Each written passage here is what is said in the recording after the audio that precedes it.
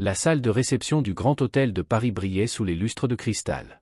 La musique montait, un orchestre jouait une valse qui enveloppait les invités d'une élégance presque irréelle. Au centre de la piste, la mariée tourbillonnait dans les bras de son époux, éclatante, parfaite, entourée d'admiration et de flashs de caméra. Et dans un coin de la salle, Camille Laurent restait seule. Sa robe rouge scintillante captait la lumière, mais pas le regard de personne. Autour d'elle, les chaises vides semblaient crier plus fort que le violon. Chaque invité qui passait lui lançait ce même regard, celui qu'on réserve aux causes perdues, aux comparaisons muettes. 26 ans, toujours célibataire. Elle a perdu son emploi. Elle ne sera jamais comme sa sœur. Les mots ne franchissaient pas les lèvres, mais Camille les entendait dans chaque murmure. Sa mère, trop malade, n'avait pas pu venir. Et son père, n'avait jamais pris la peine d'être présent. Alors elle se tenait là, l'ombre de la mariée, condamnée à refléter l'éclat d'une autre. Quand la musique changea de ton, une présence se fit sentir. Un homme s'était arrêté près de sa table. Il était grand, costume sombre taillé à la perfection, cheveux bruns coiffés en arrière, une montre argentée qui captait la lumière. Son regard, d'un brun profond traversé d'éclats dorés, semblait transpercer la foule.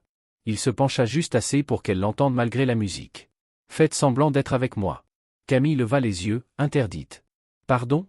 Mais il tendait déjà la main, ouverte, ferme, presque protectrice. Autour d'eux, les têtes se tournaient, les curieux murmuraient. Si elle refusait, elle serait celle qu'on plaint. Si elle acceptait, elle entrait dans un mensonge dont elle ignorait tout. Son cœur battait à toute vitesse. L'homme esquissa un léger sourire. « Oh maintenant. Faites-moi confiance. » Elle glissa sa main dans la sienne. La salle sembla retenir son souffle. Les murmures s'enflammèrent. « C'est lui. Alexandre Morel. » Le nom fit écho dans sa tête. Bien sûr qu'elle le connaissait, le milliardaire investisseur, le visage des magazines économiques, l'homme que l'on disait incapable d'aimer. Et maintenant, toute la salle du mariage de sa sœur la regardait, elle, la sœur oubliée, au bras de cet homme. Les flashs crépitèrent. Camille sentit sa gorge se serrer. Il la guida vers la piste avec une assurance tranquille, posant sa main sur la sienne. Chaque pas était une mise en scène, chaque regard, un jugement. « Souriez » murmura-t-il sans quitter la foule des yeux. « Vous êtes avec moi maintenant. » Elle força un sourire, fragile. Dans sa poitrine, la panique se mêlait à une étrange chaleur. Quand la musique cessa, elle retira sa main dès qu'elle le put et quitta la salle précipitamment. Le couloir du hall était vide. Le marbre froid résonnait sous ses talons. Elle s'adossa au mur, le souffle court. Sa vie s'effondrait depuis des mois, et ce soir n'était qu'un rappel cruel de ce qu'elle avait perdu. Un emploi supprimé quand la bibliothèque municipale avait fermé. Un petit appartement abandonné faute de moyens. Des nuits passées à veiller sa mère malade dans une chambre louée à la semaine. Et maintenant, sa sœur mariée à un homme riche et influent, tout ce qu'elle n'aurait jamais. Camille sentit les larmes monter. Sa robe empruntée lui serrait la poitrine, ses chaussures lui faisaient mal. Elle n'était venue que par devoir, pour sourire sur les photos. Mais une voix brisa le silence. « Vous ne devriez pas fuir comme ça. » Elle se retourna. Alexandre se tenait là, calme, imposant. « Vous ne comprenez pas, dit-elle d'une voix tremblante. Il me regarde et ne voit qu'un échec. » Il la contempla longuement. Puis, d'un ton plus doux. « Moi, je vois quelqu'un qui a eu le courage de se lever quand tout le monde la regardait. Ce n'est pas un échec. » Les mots la frappèrent de plein fouet. Elle voulut protester, lui dire qu'il ne savait rien de ses dettes, de sa mère, de sa honte. Mais dans son regard, il y avait une reconnaissance étrange, comme s'il connaissait ce qu'était le jugement du monde. « Vous ne me connaissez pas, souffla-t-elle. »« Pas encore, répondit-il. Mais parfois, les étrangers nous voient plus clairement que ceux qu'on aime. » Elle resta sans voix. « Revenez dans la salle, ajouta-t-il. Ne leur donnez pas la satisfaction de vous voir fuir. »« Ce n'est pas de la fierté, répliqua-t-elle. C'est de la survie. » Un léger tressaillement passa dans son regard. Pour la première fois, elle perçut une faille sous le vernis du milliardaire. Et quand la musique reprit derrière les portes closes, Camille sut qu'il venait, sans le vouloir, de franchir le seuil de son existence. Elle ignorait encore que ce geste anodin allait bouleverser sa vie à jamais. Le lendemain matin, Camille Laurent se réveilla dans la petite chambre qu'elle louait au mois, à Montreuil, le bruit des voitures filtrant à travers la fenêtre mal isolée. Elle avait quitté le mariage avant la fin, avant que sa sœur ne jette le bouquet, avant que les regards de pitié ne la clouent au mur. Elle s'était juré de ne plus jamais se laisser humilier ainsi. Mais lorsque quelqu'un frappa à la porte, son cœur faillit s'arrêter. Elle n'attendait personne. Personne ne venait jamais. Elle ouvrit, hésitante. Et le monde sembla s'arrêter. « Bonjour, mademoiselle Laurent. » Alexandre Morel. Le milliardaire du mariage. Debout dans l'encadrement de sa porte, costume impeccable, présence impossible à ignorer. Il semblait déplacé dans ce couloir décrépit, comme une œuvre d'art tombée dans une gare abandonnée. « Je peux entrer ?» demanda-t-il, d'un ton calme, sans arrogance mais avec une autorité naturelle qui ne laissait aucune place au refus. Camille recula, interdite. Pourquoi êtes-vous ici? Il entra sans attendre la réponse, ses yeux balayant la pièce, le mobilier fatigué, la pile de factures sur la table, les rideaux défraîchis. Il ne dit rien, mais Camille sentit la honte la submerger. Elle croisa les bras, comme pour se protéger. Si vous êtes venu pour me ridiculiser, partez. Je suis venu vous faire une proposition. Elle le fixa, incrédule. Quoi? Alexandre sortit une enveloppe de sa veste et la posa sur la table branlante. Lisez. Les doigts de Camille tremblaient. Elle ouvrit l'enveloppe et découvrit une page dactylographiée, claire, concise. À mesure qu'elle lisait, son souffle s'accéléra. Contrat de partenariat personnel, durée, 30 jours. Vous agirez en tant que fiancé officiel d'Alexandre Morel pour la période mentionnée. Vous assisterez à 5 événements publics, vous présenterez comme sa compagne auprès de la presse et du conseil d'administration. Aucun engagement intime ou personnel n'est requis. En échange, vous recevrez une compensation financière et un logement pendant la durée de l'accord. Camille lâcha la feuille comme si elle l'avait brûlée. C'est une blague? C'est nécessaire, répondit Alexandre, imperturbable. Il s'assit face à elle, croisant les mains. Mon entreprise traverse une période délicate. Mon conseil veut des preuves de stabilité. Il me presse de me poser. Vous, hier soir, vous avez fait taire une salle entière sans dire un mot. J'ai compris que vous pouviez être la solution. Elle secoua la tête, stupéfaite. Vous ne me connaissez même pas. Justement, répliqua-t-il. Vous ne cherchez ni argent ni influence. Vous êtes crédible. Vous êtes vrai. Et ça, personne ne peut l'acheter. Elle rit nerveusement. Crédible. Regardez-moi. Je n'ai même plus d'emploi. Je dors à côté d'un radiateur qui fuit. Je n'ai rien à offrir. Il se pencha légèrement vers elle. C'est pour ça que vous devriez accepter. Parce que je peux vous offrir plus que la survie. Un toit. De la stabilité. Et un nouveau départ si vous le souhaitez. Mais surtout, il marqua une pause, je peux vous offrir quelque chose que personne ne vous a jamais donné hier soir. Et qu'est-ce que c'est? Du respect. Le mot la frappa comme une gifle. Respect. Ce qu'elle avait toujours désiré. Ce qu'elle n'avait jamais obtenu. Elle détourna les yeux, incapable de soutenir son regard. Et après? Murmura-t-elle. Que arrive-t-il après ces 30 jours? Le contrat prendra fin. Vous reprendrez votre vie. Mais je vous promets qu'elle ne sera plus la même. Camille resta silencieuse. Elle pensa à sa mère malade, à l'avis d'expulsion glissé sous la porte, à la honte d'avoir été la sœur de toute sa vie. Ce contrat paraissait insensé, mais aussi comme une bouée dans un océan qui la noyait depuis des mois. Et si je vous déçois? Demanda-t-elle dans un souffle. Un mince sourire effleura les lèvres d'Alexandre. Alors j'en assumerai les conséquences. Je le fais toujours. Elle sentit son cœur battre plus fort. L'enveloppe tremblait entre ses doigts. Elle savait qu'un simple « oui » pouvait changer tout le cours de sa vie. Je vais y réfléchir, murmura-t-elle enfin. Alexandre se leva, rajustant sa manche avec ce geste précis qu'elle lui avait déjà vu faire. Ne prenez pas trop de temps, Camille. Les vraies opportunités n'attendent pas. Et il quitta la pièce, la laissant seule avec le contrat posé sur la table, le papier frémissant sous le souffle de sa respiration. Elle le signa 2 jours plus tard. Et à cet instant précis, sans le savoir, elle venait de sceller bien plus qu'un accord.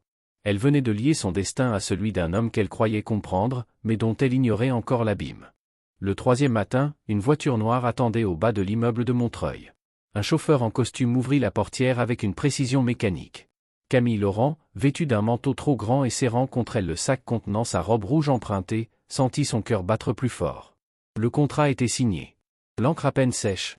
Et il n'y avait plus de retour possible. Le trajet jusqu'à Neuilly-sur-Seine, où se trouvait la résidence d'Alexandre Morel, lui sembla irréel.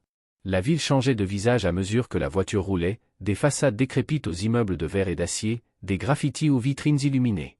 C'était un autre monde, un monde où tout semblait trop propre, trop calme, trop riche. Lorsqu'ils arrivèrent devant la tour, le portier s'inclina. Camille entra dans le hall, un espace vaste, au marbre poli, orné de bouquets de lys blanc. 2 femmes attendaient déjà. Mademoiselle Laurent? Demanda l'une, tirée à 4 épingles. Nous sommes l'équipe de Monsieur Morel. Il souhaite que vous soyez prête pour ce soir. Elle fut conduite à travers des couloirs jusqu'à une suite lumineuse.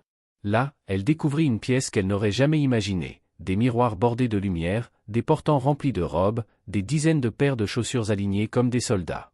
Sur une table, des bijoux étincelaient sous la clarté dorée. Une styliste tourna autour d'elle, analysant chaque détail de son visage. Naturellement élégante, murmura-t-elle. Nous allons sublimer, pas transformer. Une maquilleuse entra, observant Camille comme une sculptrice face à son œuvre. Regard expressif, pommette haute. Oui, on va faire ressortir tout ça. Camille se laissa faire. Les pinceaux glissaient sur sa peau, les doigts lissaient ses cheveux. Elle ne se reconnaissait pas.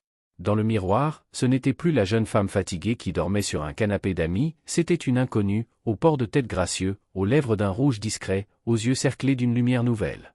Quand Alexandre entra, la pièce se figea. Son regard la balaya sans un mot. Il avait ce calme qu'elle commençait à reconnaître, celui d'un homme qui contrôlait tout, sauf peut-être ce qu'il ressentait. « Au moins, vous êtes présentable, dit-il, sans sourire. » Mais dans ses yeux, un éclat fugace démentait la froideur de ses mots. Les jours suivants se transformèrent en leçons. Camille apprit comment tenir une coupe de champagne sans que la main ne tremble, comment marcher sans trébucher sur les tapis, comment sourire sans trop montrer ses émotions. Elle échouait souvent. Une fois, après une énième erreur, l'instructrice d'étiquette lâcha sèchement. Elle ne tiendra jamais le rôle. Trop nerveuse. Trop réelle. Avant qu'elle n'ait le temps de répondre, la voix d'Alexandre coupa la pièce en deux. C'est justement pour ça qu'elle est parfaite. Un silence tomba. Camille sentit la chaleur lui monter aux joues. Ses yeux croisèrent brièvement les siens. Il ne souriait pas, mais elle sut qu'il venait de la défendre sans explication, sans raison apparente. Ce soir-là, il insista pour qu'il répète une valse. La salle du Penthouse avait été dégagée, le parquet poli reflétant les lumières du plafond. « Donnez-moi votre main, dit-il simplement. » Ses doigts saisirent les siens avec une fermeté tranquille. Le contact fit battre son cœur plus vite. La musique démarra. « Vous êtes trop raide, observa-t-il. »« Je n'ai pas l'habitude qu'on me regarde danser, répondit-elle à mi-voix. »« Alors oubliez les regards. Écoutez la musique. » Elle essaya. Ses pas hésitants trouvèrent peu à peu le rythme. Leurs mouvements se synchronisèrent, leurs respirations se confondirent. Pendant quelques instants, le contrat, les convenances, la peur du ridicule s'effacèrent. Il ne restait que, tournant lentement au centre de la pièce, porté par une mélodie ancienne. Quand la valse prit fin, elle se recula précipitamment. « Je vais vous ridiculiser devant tout le monde. » Il secoua la tête. « Non. Vous allez les surprendre. » Ces mots s'accrochèrent à elle comme un fil invisible, la maintenant droite alors que la peur menaçait de la briser. 3 jours plus tard, le grand soir arriva. La soirée de gala de la Fondation Morel, l'événement où elle devait jouer son rôle. Elle portait une robe bleu nuit, choisie par l'équipe d'Alexandre, simple, élégante, presque royale. À son poignet, un bracelet de diamants prêté par la joaillerie familiale scintillait à chaque geste. Au bas du grand escalier du Palais Garnier, elle sentit ses jambes faiblir. Les flashs crépitaient derrière les portes. Alexandre ajusta sa manchette, jeta un bref coup d'œil vers elle et murmura. « Ne trébuchez pas. Marchez comme si vous aviez toujours appartenu à ce monde. Et si je n'y arrive pas ?» Son demi-sourire reparut, discret mais assuré. « Alors je m'assurerai que personne ne le remarque. » Les portes s'ouvrirent. La lumière, les caméras, le bruit, tout l'engloutit. Les journalistes criaient leurs questions, les invités murmuraient. Un d'eux lança. « Monsieur Morel, est-ce votre fiancé ?» Sans hésiter, Alexandre posa sa main dans le creux du dos de Camille et répondit d'une voix calme. « Oui. Voici Camille. » Un silence parcourut la salle. Le monde sembla s'arrêter. Elle n'était plus la sœur de la mariée. Elle devenait la femme du milliardaire. Les marches du Palais Garnier semblaient interminables. À chaque pas, les flashs éclataient, les journalistes hurlaient des questions, et le nom d'Alexandre Morel résonnait comme un battement de tambour. Camille sentit le sol se dérober sous ses talons. Elle se força à respirer. Une seconde. Puis une autre. Lorsqu'ils pénétrèrent dans la salle principale, baignée d'une lumière dorée, toutes les conversations semblèrent se suspendre. Les invités les observaient, fascinés, méfiants, curieux. Des regards glissaient sur la robe de Camille, sur son bracelet étincelant, sur sa main posée dans celle d'Alexandre. Chaque sourire qu'elle croisait dissimulait un jugement. Qui est-elle? Elle n'a pas l'allure des autres. Une fille du peuple, sans doute. Les murmures se répandaient comme un parfum acide. Camille serra sa coupe de champagne pour ne pas trembler. Elle aurait voulu disparaître. Mais Alexandre, impassible, se pencha vers elle. « Ignorez-les, dit-il à voix basse. Regardez-moi, uniquement moi. » Elle leva les yeux. Son regard ancrant le sien comme un fil de sécurité. Le brouhaha s'éloigna. Pour la première fois ce soir-là, elle inspira sans que sa gorge se serre. L'orchestre changea de ton. Les premières notes d'une valse retentirent. Alexandre tendit la main. « Dansez avec moi. » Elle hésita. « Tout le monde nous regarde. » C'est justement le but. Les murmures redoublèrent quand ils s'avancèrent sur la piste. Les pas de Camille étaient maladroits au début, mais Alexandre guidait sans forcer, son assurance compensant ses hésitations. « Laissez la musique vous porter, murmura-t-il. Vous n'avez rien à prouver. Vous êtes déjà à votre place. À sa place. » Le mot fit vibrer quelque chose en elle. Les regards autour semblaient se flouter. Elle tourna, glissa, suivit son rythme. Pendant quelques minutes, le monde entier se réduisit à ce cercle invisible entre eux. Mais à la moitié du morceau, une voix jaillit. Un journaliste, profitant du silence entre deux mesures. « Monsieur Morel. Pourquoi elle? Pourquoi maintenant ?»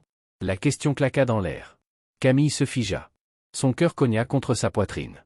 Elle sentit des dizaines de regards se tourner vers elle, attendant qu'elle s'effondre. Elle voulut fuir, puis quelque chose se brisa. Une mémoire. Une voix douce, celle de sa mère, qui lui disait « La dignité ne dépend pas de ce que tu possèdes, mais de la manière dont tu te tiens quand personne ne croit en toi. » Elle releva la tête.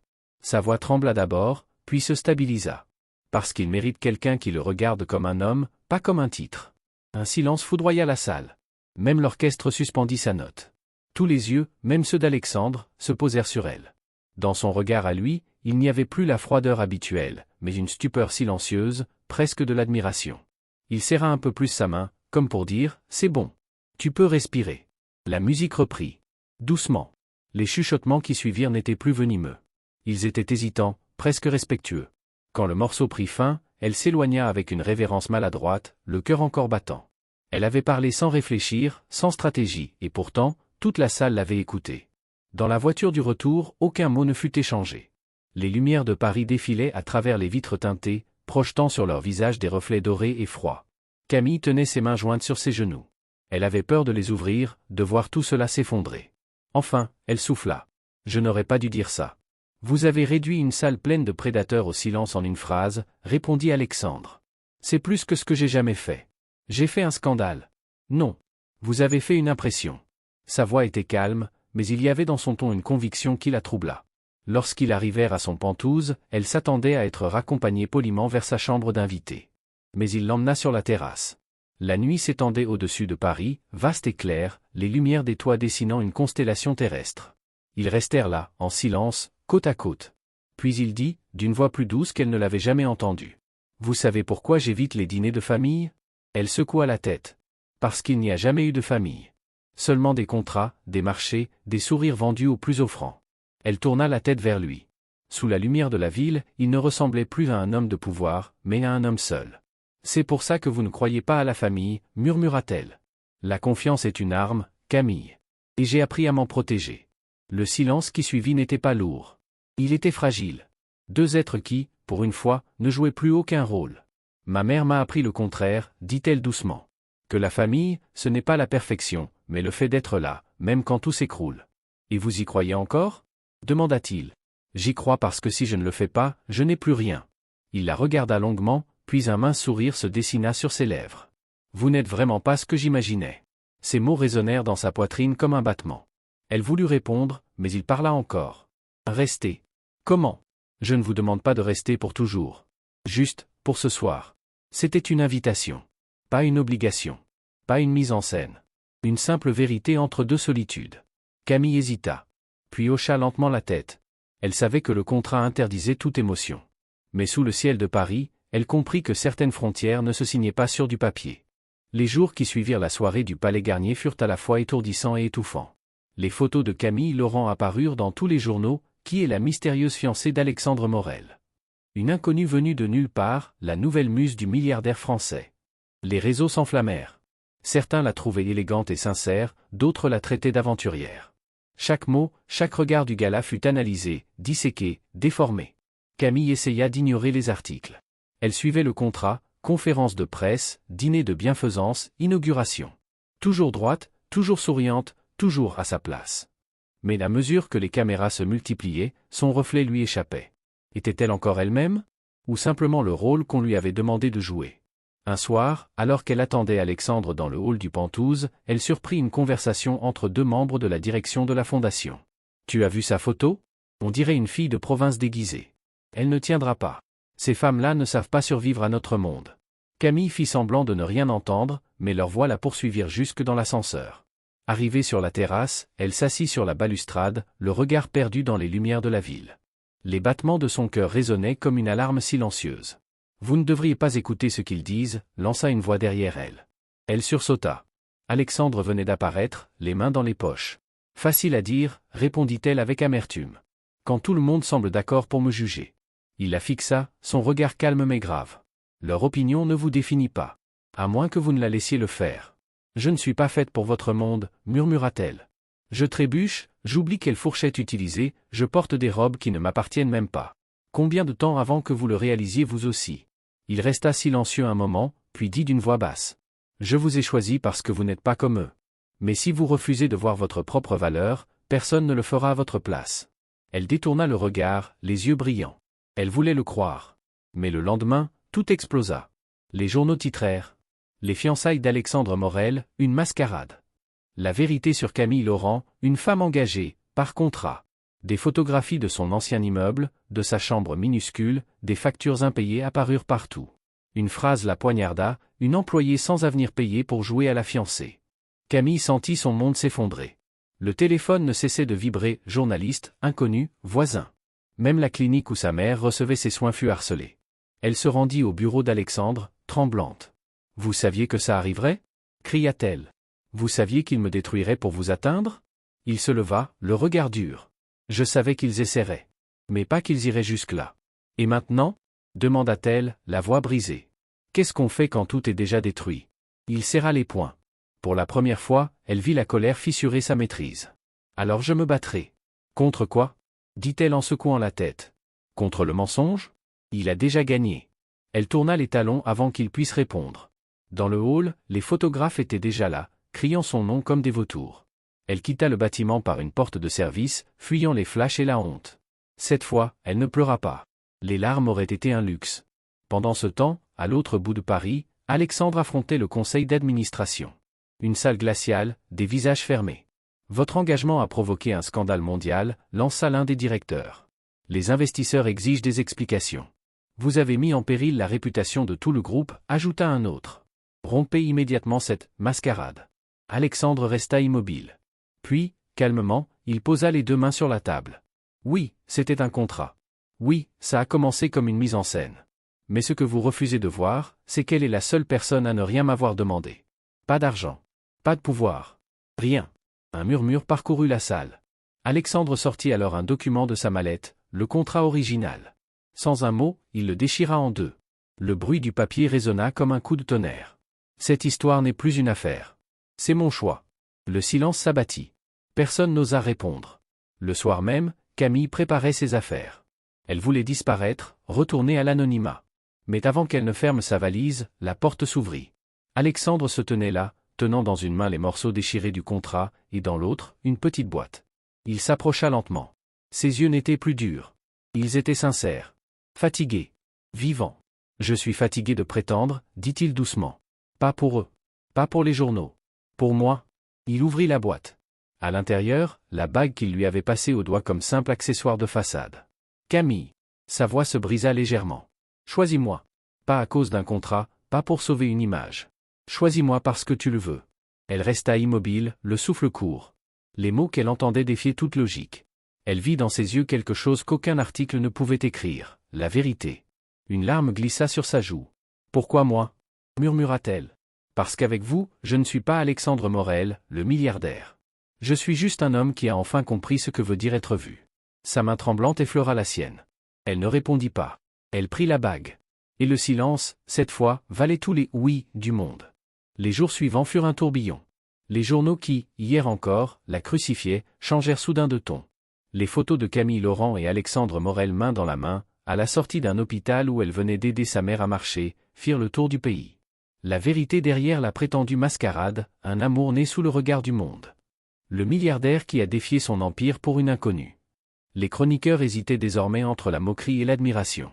Mais Camille, elle, restait silencieuse. Elle ne voulait pas répondre à la presse, ni se défendre. Elle voulait juste vivre, respirer à nouveau. Alexandre tint sa promesse. Il ne se cacha pas. À chaque événement, il lui prit la main devant les caméras. À chaque rumeur, il répondit par un geste simple, sa présence à ses côtés. Et peu à peu, ce qui n'avait été qu'un rôle devint une réalité. Les regards changeaient. Là où il y avait eu mépris, il y avait maintenant respect. Un matin, la nouvelle fit le tour des médias économiques. Alexandre Morel quitte temporairement la direction du groupe Morel Eco pour se consacrer à un projet humanitaire. Camille lut l'article en silence. « Vous avez fait ça pour moi » demanda-t-elle quand il rentra, fatigué mais serein. « Non, répondit-il. Je l'ai fait pour moi. Parce que j'ai enfin compris ce que vaut une vie quand elle n'est pas mesurée en chiffres. » Elle sourit faiblement. « Et maintenant ? Maintenant, on recommence à zéro. Ils s'étaient rencontrés dans un mensonge, mais la vérité qui les liait désormais valait plus que tous les contrats du monde. Le printemps suivant, la presse fut de nouveau invitée, cette fois dans un lieu plus intime, un petit domaine à Provence, entouré de champs de lavande. Pas de projecteur, pas de tapis rouge. Juste quelques amis, quelques rires, et une lumière douce qui tombait sur les collines. Camille, vêtue d'une robe blanche simple, attendait à l'ombre d'un cyprès. Sa mère, affaiblie mais souriante, était assise au premier rang. À sa droite, Clara, sa sœur jumelle, la mariée de la première histoire, lui prit la main avec émotion. « Tu n'es plus dans mon ombre, Camille, murmura-t-elle. Tu brilles de ta propre lumière. » Les mots lui arrachèrent un sourire tremblant. Puis la musique commença. Alexandre apparut au bout de l'allée, sans garde du corps, sans costume de prestige. Juste un homme, les yeux pleins de certitude. Quand il s'arrêta devant elle, il prit ses mains. « Je t'ai rencontré dans le mensonge, dit-il doucement. Mais chaque jour passé avec toi m'a appris la vérité. Tu n'étais pas une façade. Tu étais la seule chose vraie dans ma vie de vers et de chiffres. » Camille sentit les larmes lui monter aux yeux. « Et toi, tu as fait taire un monde entier juste pour que je puisse exister. » Le prêtre sourit. Ils échangèrent leurs vœux. Et quand Alexandre glissa la bague à son doigt, le même diamant qui avait autrefois symbolisé un accord froid, le cercle se referma, non plus sur une illusion, mais sur une promesse. « Le meilleur contrat que nous ayons jamais signé, murmura-t-il, c'est celui de l'amour. » Les invités applaudirent. La mère de Camille essuya ses larmes. Et au loin, les champs de lavande ondulaient sous le vent, comme une mer mauve infinie. Plus tard, à la tombée du jour, Camille se tenait sur la terrasse, observant le soleil disparaître derrière les collines. Alexandre la rejoignit, une main posée doucement sur sa taille. « Tu regrettes parfois » demanda-t-il. Elle rit doucement. « De t'avoir dit oui ? Non. De ne pas avoir su qui tu étais vraiment ? Peut-être. Mais j'ai appris que même les mensonges peuvent mener à la vérité, quand ils sont prononcés avec le cœur. » Il la serra un peu plus fort. Le ciel se teinta d'or et de rose. « Tu sais, Camille, dit-il dans un souffle, je pensais connaître la réussite. Mais je ne l'avais jamais vue avant de te rencontrer. » Elle leva la tête vers lui. « Et moi, je pensais connaître la honte. Mais tu m'as appris que même les blessures peuvent devenir de la lumière. » Le vent se leva, emportant leurs mots vers l'horizon. Paris, les flashs, la peur, tout cela semblait si loin. Il posa un baiser sur son front. Et dans ce silence paisible, ils comprirent que l'amour qu'ils avaient bâti ne dépendait plus du regard du monde, ni des contrats, ni des apparences. C'était un amour né dans le chaos, mais forgé dans la vérité. Et cette vérité, désormais, appartenait à eux seuls.